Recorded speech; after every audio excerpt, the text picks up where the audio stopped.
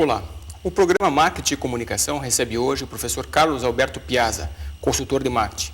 Imersos a paradigmas e modismos, vamos conversar com Piazza sobre a realidade das novas tecnologias a serviço do marketing. Piazza, seja bem-vindo. Muito obrigado, Plínio. Como vai? Tudo bem. O que é marketing? Para começar a nossa conversa, o que é marketing? O que é marketing? Bom, pelo menos na visão clássica que nós damos para os nossos alunos, para as nossas empresas que nos contratam, marketing é uma ciência, né, que envolve um fundamento social para você criar relações de troca de valor. Né? Muito se fala de lucro, muito se fala de trocas de valor. Eu prefiro usar essa confluência, de ser uma confluência de um processo social que gera valor.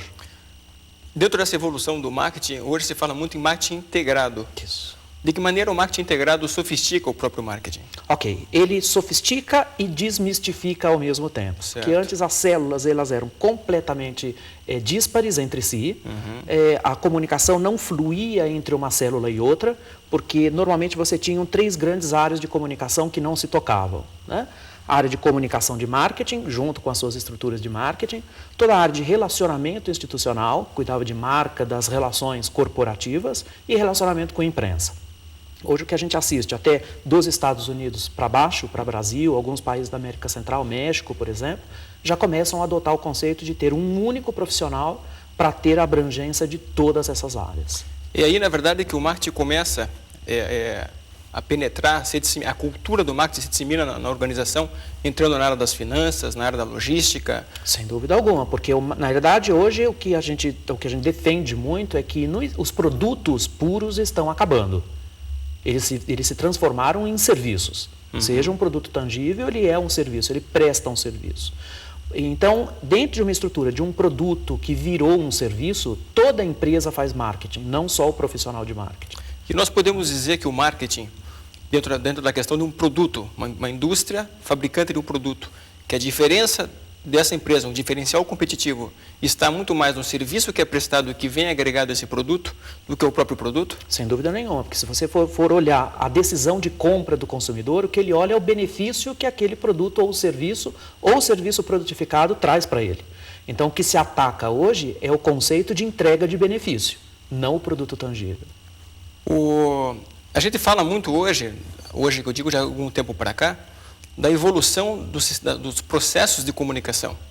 Mas, paralelamente e paradoxalmente a isso tudo, nós percebemos que os métodos antigos ainda não estão bem equacionados. Então, hoje nós vemos empresas trabalhando com e-marketing, uma série de tecnologias já mais sofisticadas, mas a gente percebe que os velhos métodos de comunicação ainda são deficitários. O que se tem a dizer sobre isso? Bom, são altamente deficitários, porque a função da comunicação não está a serviço do marketing. Esse talvez seja o grande paradigma. Né? Você tem a função da publicidade, ou da propaganda, ou do seu esforço de comunicação, completamente desatrelado da sua estratégia. Tanto que eu nem gosto muito hoje de usar a figura dos publicitários, né? Porque, na realidade, a gente faz comunicação mesmo estando dentro das empresas, mas o que a gente faz, de fato, não é propaganda ou publicidade. O que a gente faz é comunicação de marketing, que é um conceito muito diferente. Que primeiro você senta e desenha a sua estratégia. Da estratégia, sai um input para uma área de comunicação trabalhar. Que normalmente é externa à empresa. Externa à empresa. Externa à empresa.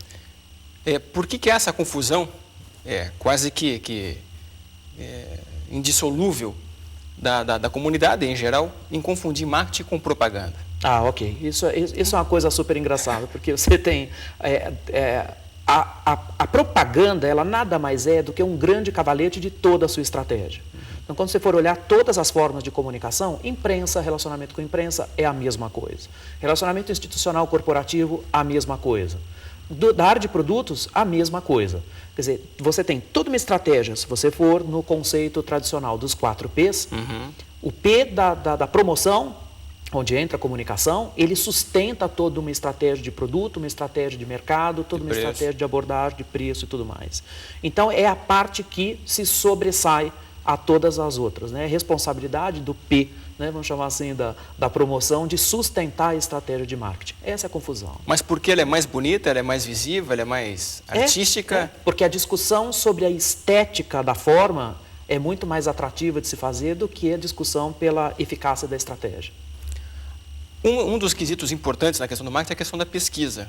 A gente observa isso academicamente, uma série de contribuições que a pesquisa pode dar numa estratégia de marketing, mas não vemos isso no dia a dia, na prática.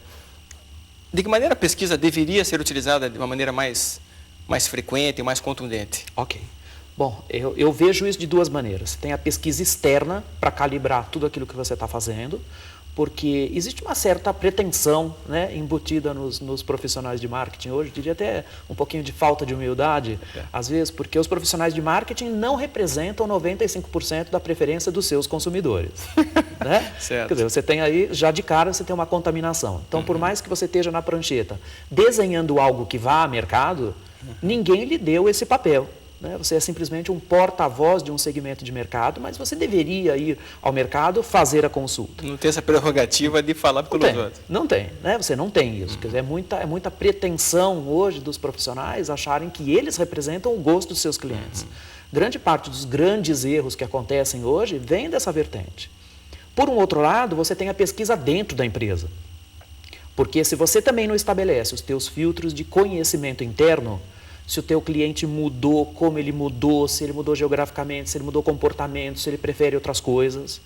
Se você tem clientes que hoje são remediados e consomem luxo. Se você tem gente lá no topo, eu nem digo no topo da pirâmide, é na casca do topo da pirâmide, que compra baseado em preço. Hoje você tem uma inversão total desses conceitos. Então, se você também não conhece isso dentro da pesquisa interna, pelos teus filtros de relacionamento, pelos teus filtros de CRM, certamente não vai conseguir dar serviço mais apropriado para determinados nichos que aparecem dentro do seu próprio negócio. Então, pesquisa sempre, para fora e para dentro. Mas isso ainda não é uma prática do empresariado brasileiro? Não é uma cultura? Eu não vejo isso com muita frequência. Não é? Não vejo isso com muita frequência. Quando você chega lá na publicidade, que é a volta completa disso, o que as agências hoje lhe perguntam? Né? Aonde é que eu ponho a minha âncora? Né? Onde é que eu tenho que colocar os meus atributos? E elas não sabem, porque isso as empresas acabam inferindo também. Né? Você comentou agora sobre CRM. Sim. Isso, na verdade, já é uma evolução, uma sofisticação do relacionamento Sim. que as empresas têm com o público consumidor. A gente percebe, paralelamente a isso, de uma maneira até contraditória, que há uma enorme gama de reclamações, né, de produtos que não cumprem aquilo que prometeram, de serviços que não honram aquilo que se submeteram. E do outro lado, o CRM, que já é uma sofisticação, uma identificação mais afinada do seu cliente. Isso não é contraditório? Nós estamos evoluindo nessa aproximação e não estamos dando conta de uma coisa tão básica? Se você enxergar que CRM são só programas que você compra e você passa a ter CRM, porque tem gente que fala isso, né? Comprei um sistema fantástico, custou 3 milhões de reais, agora eu vou começar a fazer CRM. Não, ele não tem nada, ele só tem um software. Ele não tem nada, porque o pensamento que está atrás de se usar um sistema de CRM é o que comanda. Você comprar software não te determina absolutamente nada se você tem condições ou não de fazer CRM bem feito. Né? Por um outro lado, o que acontece? A promessa ela é cingida no momento em que você faz a oferta pública. Porque com a grande velocidade que os mercados exigem hoje, que você tenha market share, você acaba fazendo promessas que você não cumpre. Então, antes de fazer CRM, no mínimo, cumpra suas promessas. Mas isso não é o que vem acontecendo? Não, infelizmente não. Né? Você foi diretor de marketing de grandes empresas, Sim. De empresas de repercussão internacional. Sim. Qual era a realidade dessas empresas? Essa prática, na verdade, acontecia? Não, essa prática não acontecia porque você também tem consecução de mercados mais maduros. Né? Seja na ética do relacionamento com o seu cliente, que é uma coisa que hoje também se discute muito, porque a partir do momento que você estabelece uma escala de deterioração dos valores da marca atribuídos, você já não está falando mais de produto, serviço, dos teus nichos de mercado, você está falando da própria marca, que é o bem mais sagrado valioso. Que você tem, valioso que você tem dentro das empresas, são sua marca. Então, a própria empresa trabalha para a corrosão da sua própria marca. Isso depende muito de que estágio você está de mercado, de consciência de consumidor, de consciência de prestação de serviço. Você falou agora em marca. As empresas continuam acreditando que ter uma marca forte é a solução para os seus negócios? Algumas empresas pensam isso muito fortemente, quer dizer, conseguem enxergar que a marca é um grande guarda-chuva que deve acolher todas as suas iniciativas, o conjunto das suas iniciativas embaixo disso. Mas, infelizmente, tem gente que ainda acha que marca é logomarca, que é só um símbolozinho que você cola nas peças de publicidade. Que não se associa a nada. Que não se associa a nada porque ela está desprovida, despida de valores. Ok, Piazza. Piazza, nós vamos fazer um rápido intervalo. Nós voltamos no próximo bloco falando com o professor Piazza. Até já.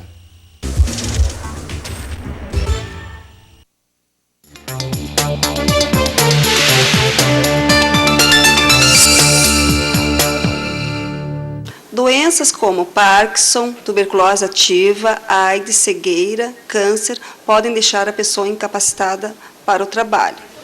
Por esse motivo, profissionais da área de saúde do Hospital de Clínicas resolveram editar o Manual de Orientação dos Direitos do Cidadão. O manual traz dicas com relação à liberação do Fundo de Garantia, PIS, FGTS, isenção tarifária, entre outros direitos que o paciente tem. Os interessados devem entrar em contato com o Hospital de Clínicas, fone 3360-1800, ramal 6627. Falar com assistentes sociais Mônica ou Patrícia. Se você é empresário e quer ajudar nessa campanha, estamos precisando de patrocinadores para que possamos elaborar mais manuais.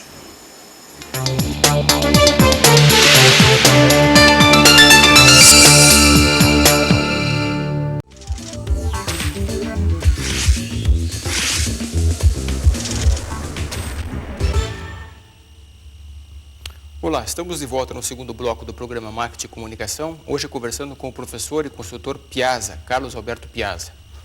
Piazza, nós conversamos no primeiro bloco sobre o relacionamento das instituições com os seus clientes. Vamos começar esse segundo bloco falando sobre a evolução da maneira de se comunicar com a população. A mídia sofre um processo de evolução? Ela sofre um processo de evolução porque os anunciantes também sofrem um processo de evolução. Quando você tem mídia de massa, que hoje já é uma coisa já mais difícil de você fazer, porque você tem uma multifragmentação dos seus nichos de mercado, porque clientes diferentes agem de maneira diferente, têm hábitos diferentes, e isso é mais trabalho para a mídia poder identificar onde é o melhor, qual é a melhor maneira de se fazer comunicação para eles. Nós podemos então dizer que as rádios e as TVs também sofrem um processo de repensar o próprio veículo? Sim, porque elas também repensam suas grades, né? Porque ela também tem a sua base de lucratividade, está baseada em audiência. Se o comportamento muda na ponta, né, os hábitos de consumo mudam também. E não vamos imaginar que o hábito de ver televisão não deixa de ser um hábito de compra. O sonho de qualquer anunciante, de qualquer empresa que oferta seus produtos ao mercado, é tentar se comunicar de uma maneira direta, franca e objetiva com o público-alvo. Isso, teoricamente, poderia ser feito através da web, embora no Brasil nós tenhamos uma penetração ainda muito pequena. Somado a isso, nós vemos um volume enorme de spams. Isso está criando... são soluções ou são problemas na comunicação? Esses são problemas na comunicação, e não só na comunicação, como na tua estrutura de relacionamento com os clientes. Porque muito antes de você entendê-los, você coloca para eles uma oferta, né? Isso pode ser considerado bom para alguns que dependem de serem assediados por comunicações diversas. E você tem um outro ponto que irrita muito determinadas pessoas que não se sentem parte daquilo, né? Então, os spams nada mais são do que o ato de você irritar o seu cliente quando você deveria estar trabalhando para o conforto dele. E isso não significa que possa ser melhorado? Essa sua relação via internet possa ser melhorado? Sem dúvida alguma, porque quanto mais conhecimento você tem do seu cliente, mais independência você pode dar para ele.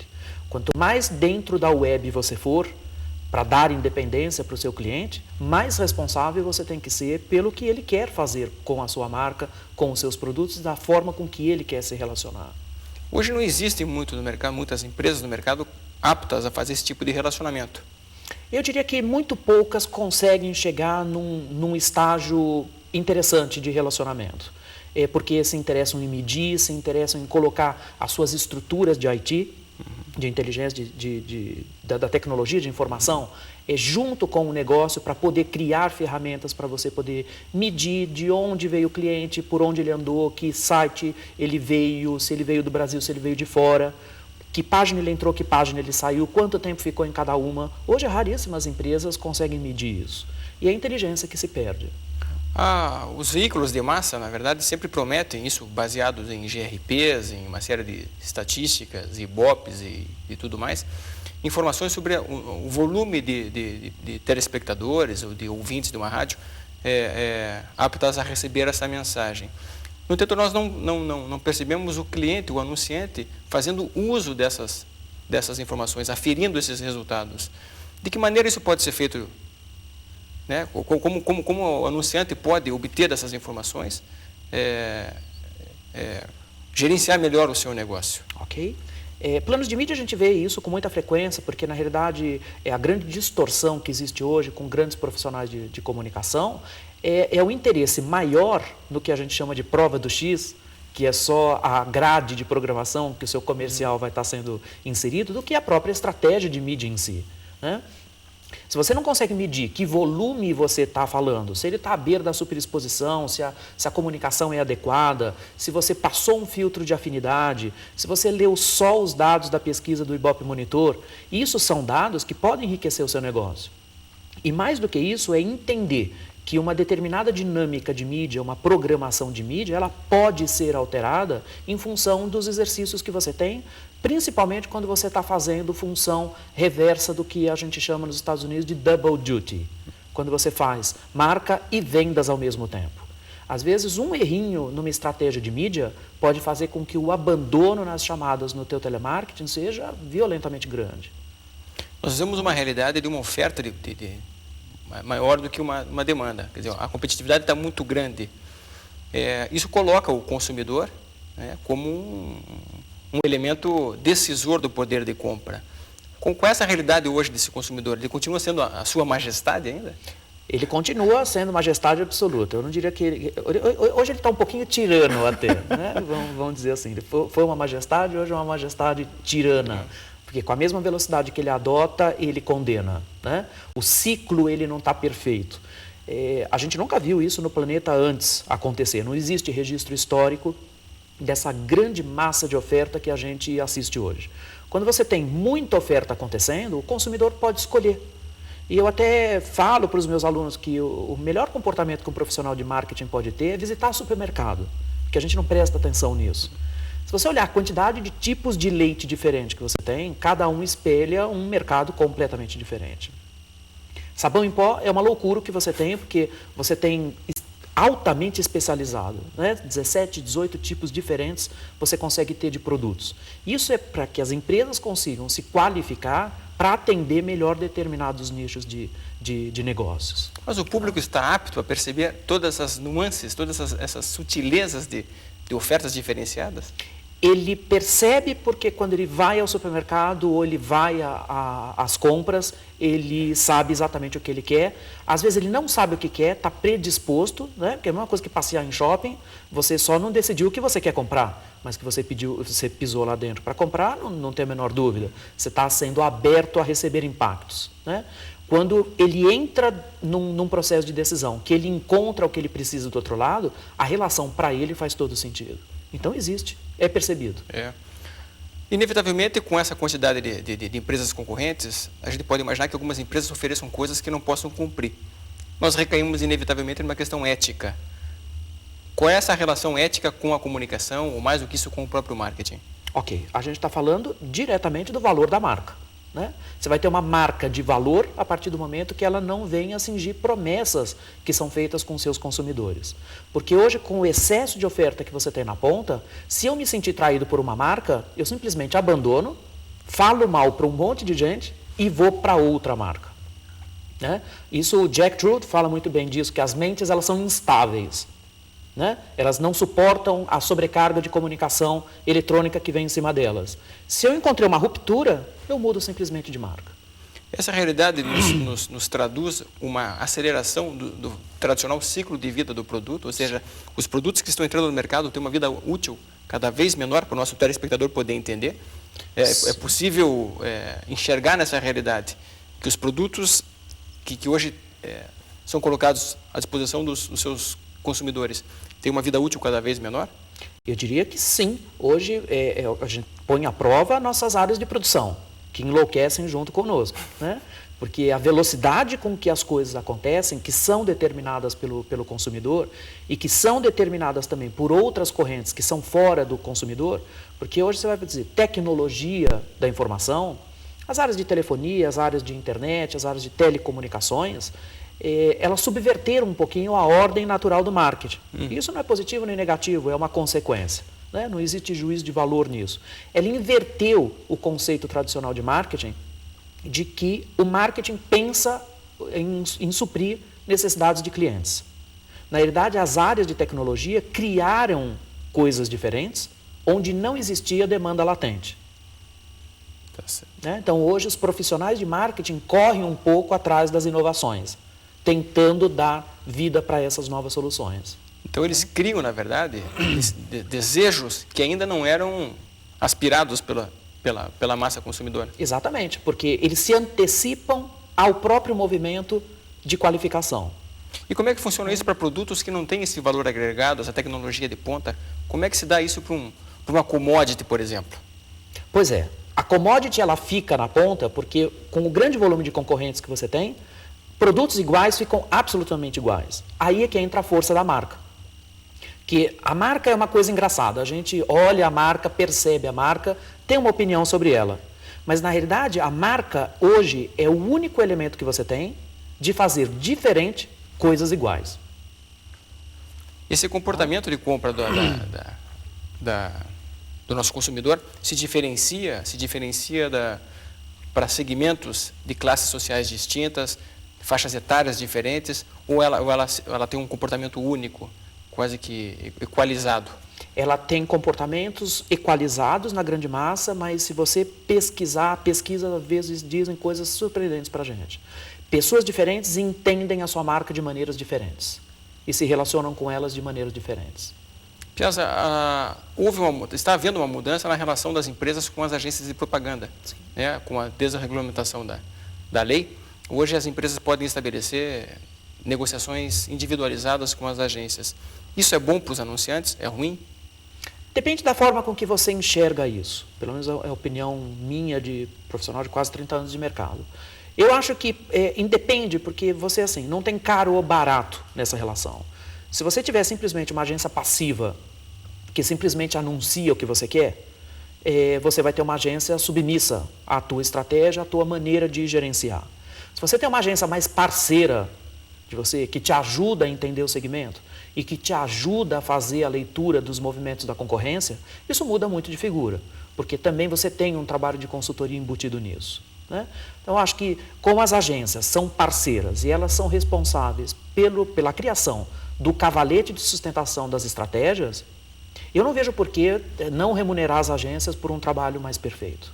A pergunta é se elas estão preparadas para poder devolver isso em troca. Prestar também esse tipo de serviço. Exatamente. Porque até então isso era praticamente montar planos de mídia, mapas de mídia. Exatamente. Você tem uma configuração que é traduzida dentro de um formato.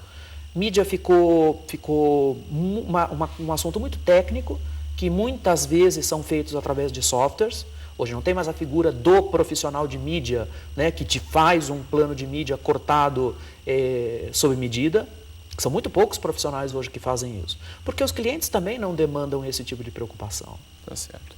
Piazza, para encerrarmos, eu queria te fazer uma pergunta com relação a TVs a cabos. A TV da Universidade Federal do Paraná exibe, por força de lei, a sua programação numa TV a cabo. Como é que está hoje o crescimento ou não das TVs a cabos?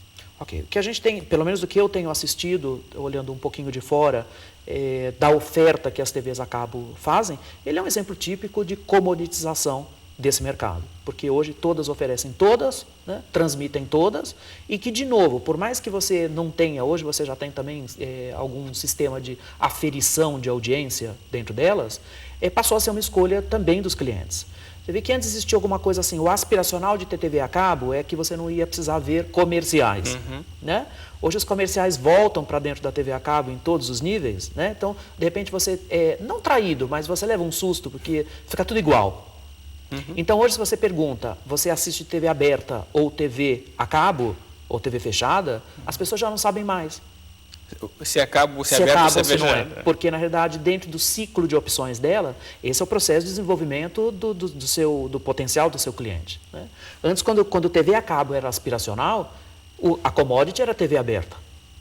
Né? Estamos agora esperando o que vem na TV digital para saber se vem alguma coisa nova. É o próximo passo aspiracional de todo mundo. Nós também, né? Ok. Piazza, eu quero agradecer muito a presença tua aqui no nosso estúdio. O Piazza é professor convidado do MBA em Marketing aqui da Universidade Federal do Paraná e atendeu o nosso convite de conversar conosco esse programa. Piazza, obrigado e boa estada em Curitiba. Eu que agradeço. Boa tarde. Boa tarde.